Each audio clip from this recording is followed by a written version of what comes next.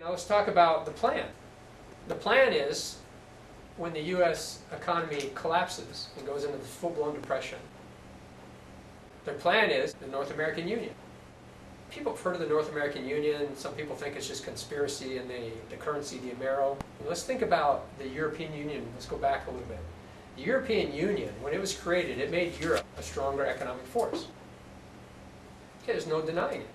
The euro became the standard more than the dollar in international trade. So it makes only perfect sense that at some point the United States would have thought, hey, it worked for them, we should do the same thing. I mean, this is not a far-fetched concept.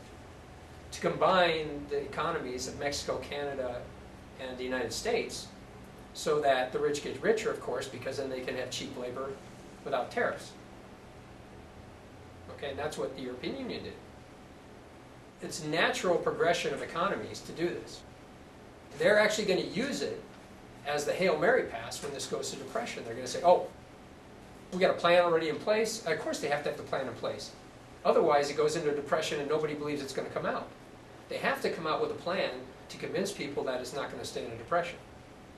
And that plan is going to be the North American Union. They're going to say, look, we're combining these, we're going to come out with this new currency, and then everything's going to be fine. How many people have heard the G20 talk about 3 new global currencies?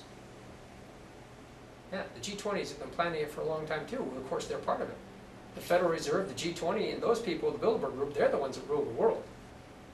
They're the ones that decide who goes to war and whose economy fails. This isn't natural disaster. This is man-made. It's actually systematically planned to collapse when they want it to collapse.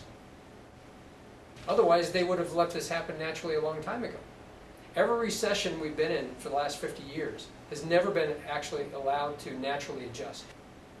Everyone has been compensated by printing money and easy credit and cheap borrowing. That's the way they've accommodated the people, basically seduced them into believing that everything was fine. If we would have allowed some of this to settle out naturally over history, we wouldn't be at this pinnacle. But you know what it means when you postpone and postpone and postpone it. When it does happen, it's a much greater event. And that's our